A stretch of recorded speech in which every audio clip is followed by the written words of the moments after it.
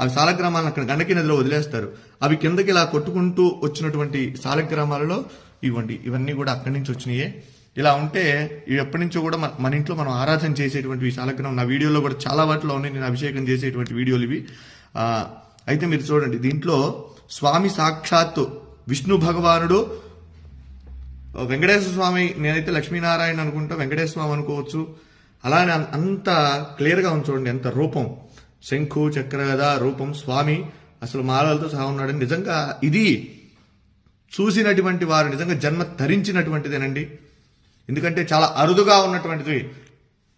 విష్ణు భగవానుడు దశావతారాలలో ఆయన అవతరించి మనందరికీ కూడా సన్మార్గాన్ని ప్రసాదించినటువంటి వాడు శ్రీమన్నారాయణుడు.